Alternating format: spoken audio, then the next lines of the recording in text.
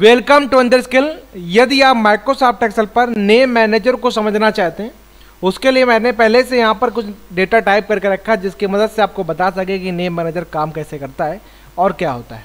तो name manager के लिए आपको फार्मूलाज वाले टैब पर जाना है। यहाँ पर आपको डिफाइंड नेम का एक कॉलम मिलेगा जिसपे आपको नेम मैनेजर के सारे ऑप्शन मिल जाएंगे। अब ये काम कैसे करता है, जैसा कि आप मेरी स्क्रीन में देख रहे होंगे, यहाँ पर सब्जेक्ट है और नेम है। नेम में सभी के सब्जेक्ट के हिसाब से नंबर पड़े हुए। अब इन सभी नंबर्स में जैसे मुझे इंग्लिश के यहाँ पर मैक्सिमम नंबर निकालना है, किसके सबसे ज़्यादा नंबर थे, तो उसके लिए आपको इक्वल करना होगा और MX टाइप करना होगा, ब्रैकेट लगाना होगा और आप यहाँ से अपना डेटा ले लेंगे। जैसे डेटा लेंगे उसको आप ब्रैकेट क्लोज करने के बाद एंटर बटन दबा देंगे तो यहाँ पे जो भी मैक्सिमम नंबर होगा वो निकल आएगा। फिर आपको इसी का मिनिमम नंबर निकालना है, इसी में आपको सम करना है। कई सारे फार्मूले आपको बार बार इसी में करने हैं, इसी रेंज के साथ में। तो होता है क्या कि बार बार आपको रेंज ना लेनी पड़े, इसके लिए हम इसको नेम मैनेजर को यूज करते हैं। अब किस तरीके से यूज करते हैं उसको आपको समझाते हैं। तो उसके लिए आपको करना क्या होगा, सबसे पहले आप पहले अपना एक रेंज सेलेक्ट कर लेते हैं। जैसे मैंने यहाँ पर अपना एक रेंज सेलेक्ट कर लिया, मैं यहाँ पर एक रेंज को सिलेक्ट कर लूँगा। उसके बाद में आपको यहाँ पर डिफाइंड नेम में जाना है। जैसे डिफाइंड नेम पर जाएंगे तो यहाँ पर आप देख रहे होंगे छोटा सा एक बॉक्स खुलकर आया हुआ है। अब इस बॉक्स में नेम दिख रहा है, नेम में इंग्लिश पहले से टाइप हो गया है। चाहो तो इसको आप शॉर्ट में भी कर सकते हो, आप जितना चाहो तो। अगर आपने देखा बाय डिफ़ॉल्ट जो उसका टॉप का जो आपके पास में होगा, जितना भी आपने सेलेक्ट किया होगा वो लिख कर आ रहा था। अगर आप चाहते हैं कि यहाँ पर अपने हिसाब से करना तो इसको एडिट भी कर सकते हो, चेंज कर सकते हो, या आप इसे ENG केवल लिख के देखते हैं यहाँ पे, तो हमने इसको वही लिख दिया है। अब नीचे स्कोप की बात करते हैं, यहाँ पे वर्कबुक लगा हुआ बाय डिफ़ॉल्ट। आप चाहते हैं जितनी भी आपके पास नीचे सीट खुली हुई है तो सिर्फ वो सीट 1 पे काम करे या सीट 2 पे या सीट 3 पे काम करें। मैं चाहता हूँ पूरी वर्कबुक जितनी भी सीट हो सभी पे काम करे, तो आपको वर्कबुक लगा देना है। नीचे कमेंट आप डाल दीजिएगा, जो भी आप कमेंट डालना चाहते हैं वो आप नीचे कमेंट डाल सकते हो उसके बारे में। अब इसको ओके कर दीजिएगा।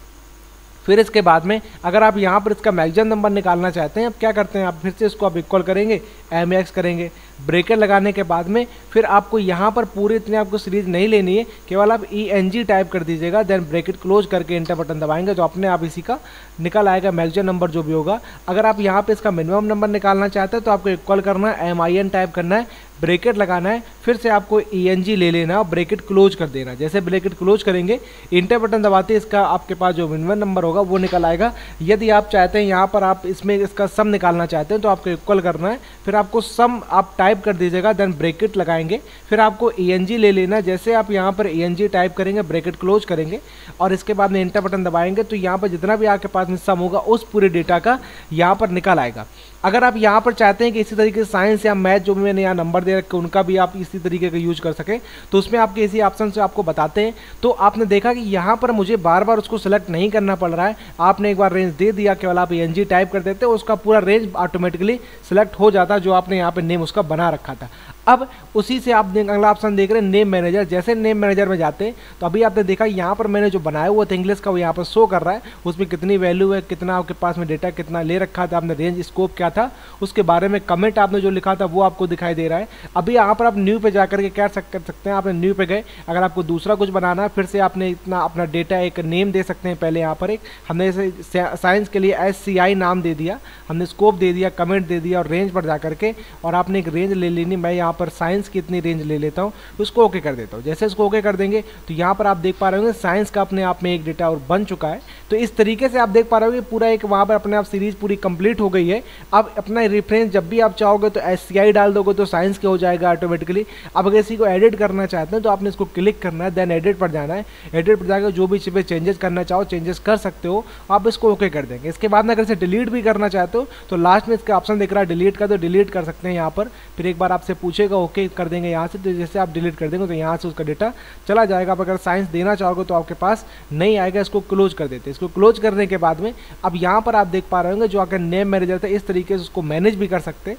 या आप डिफाइंड नेम में जाकर डिफाइंड नेम जैसे जाएंगे तो यहाँ पर अपना एक फिर से एक नेम क्रिएट कर सकते हैं।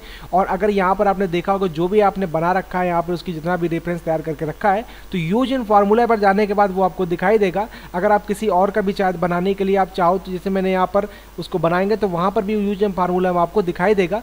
अगर आप यहाँ पर अगला देख रहे हैं कि आपके पास में इन ENG बनकर आ रहा है, अगर आप चाहे तो जैसे मैंने यहाँ पर फिर से किया, अब मैं यहाँ पर कोई फिर से मैं एक बार यहाँ पे सम या मैक्सिमम मैं प्रोडक्ट करता हूँ, इसका मैं मल्टीप्लाई करता हूँ प्रोडक्ट के लिए। आपने यहाँ पर मैंने मल्टीप्लाई प्रोडक्ट लेने के बाद ब्रैकेट लगाया। अब प्रोडक्ट लिख करके मैंने ब्रैकेट लगाया। अब यहाँ पर आप चाहो तो उस पर सीधे ENG टाइप भी कर सकते हो, या आप चाहो तो यूज इन फार्मूला पर जाकर ENG पे क्लिक करके आप ब्रैकेट क्लोज कर सकते हैं। इस तरीके से भी आप कर सकते हैं, या तो वहाँ पर जाकर क्लिक कर सकते हैं, या आप यहाँ से अपना उतना टाइप भी कर सकते हैं। तो इस तरीके से आप कर सकते हैं। इसके अलावा अभी आप चाहते हैं यहाँ पर जैसे कि मुझे क्रिएट फ्रॉम सिलेक्शन, ये ऑप्शन से क्या होता है कि आप अगर चाहो तो इतने सारे आपके पास डेटा सभी में बार बार आपको रेंज लेकर नेम डिफाइन करने पड़ेंगे, वो इतना सारा ना करना पड़े, आपको सारा एक साथ हो जाए। तो उसके लिए क्या करना होगा, सबसे पहले तो आपको इतना एरिया सेलेक्ट कर लेना है। इसके बाद में आपको क्रिएट फ्रॉम सिलेक्शन पर जाएंगे, तो जैसे सेलेक्ट किया तो आपके पास में कुछ ऑप्शन लगा रहे हैं, टिक लगाना है यहाँ पर। तो टिक लगाने में क्या, टॉप रो है, यानी जो भी आपने यहाँ पर सेलेक्ट कर रखा है उनके नेम कौन से हैं, यानी टॉप रो पे है तो उसमें बाय डिफॉल्ट टिक लगकर आ गया है। या वो लेफ्ट कॉलम में यानी इस तरफ आपके पास दिखा रहा है, यहाँ पे आपके पास में राइट कॉलम में बॉटम रो पे, तो वहाँ पे जहाँ पे टिक लगा दीजिए जो भी आप नेम यहाँ देना चाहते हो। इसको मैंने ओके कर दिया। जैसे मैंने इसको ओके कर दिया है, अभी आप देख पा रहे होंगे जैसे मैंने ओके किया तो यहाँ पर आपके यूजिंग फार्मूला में ऑटोमेटिकली सभी बन गए। ENG जो मैंने पहले से बना के रखा था, बाद में आप इंग्लिश, मैथमेटिक्स और ये साइंस सभी के आपके पास बन गए, तो आपको बार बार नहीं बनाने पड़ेंगे। अब जैसे कि आपने यहाँ पर इंग्लिश का लगा रखा है, अब कोई भी इस फार्मूले को आप यूज कर सकते हैं। अभी जैसे मैं मैथ के यहाँ पे सम करता हूँ तो मैंने इक्वल लगाया, यहाँ पे सम टाइप करने के बाद ब्रैकेट लिया। अब यहाँ पर मैथ के लिए आप वापस जाकर यूज इन फार्मूला जाकर मैथमेटिक्स को आप टिक कर देंगे, इसको ब्रैकेट क्लोज करेंगे, एंटर बटन दबाएंगे तो उनके सम आ गए। तो यहाँ पर आपको बार बार नहीं करना पड़ा, सबके लिए अलग अलग रेफरेंस नहीं देना पड़ा, एक ही रेफरेंस से आपके पास सभी यहाँ पर आ गए। तो इस तरीके से आप यूज इन फार्मूला जाकर इसका यूज कर सकते हैं। इनकेस जैसे कि आप जाकर के आप वापस यहाँ पे नेम मैनेजर पे गए, इस बार मैंने मैथमेटिक्स जो बनाया था इसको मैं डिलीट कर देता हूँ। यहाँ मैं इसको जैसे डिलीट करूँगा, अभी क्या होगा, जो आपने डिलीट किया इसको मैं क्लोज कर देता हूँ। तो यहाँ पर आपने देखा कि एरर आ गया, वो लिख कर है क्योंकि मैथमेटिक्स में आपको रेंज यहाँ पे थी नहीं, तो वो ऑटोमेटिकली एरर आ गया है। अब यहाँ पर आप इसको देख पा रहे होंगे। अब इस तरीके से आप इसको डिलीट यहाँ से वापस से कर देते हैं। तो अगर आपने यहाँ पर कोई भी रेफरेंस दे रखा है और यहाँ पर अगर आपके पास डिफाइंड नेम में आपके पास यहाँ दे रखा है या आपने क्रिएट फ्रॉम सिलेक्शन से दे रखा है, तो इस तरीके से अपने रेंज एक बना सकते हैं, बार बार सेलेक्ट नहीं करना पड़ेगा। और इस ऑप्शन का यूज करके अपने डेटा को बहुत ही आसानी से अच्छी तरीके से आप इसको मैनेज कर सकते हैं। कोई फार्मूला लगाना हुआ तो बार बार रेंज आपको नहीं लेनी पड़ेगी, एक डिफाइंड नाम दे दीजिएगा कि इस तरीके से नाम हमारे पास वो डेटा शो करे। तो वीडियो अच्छा लगा हो तो लाइक करें। Thank you so much.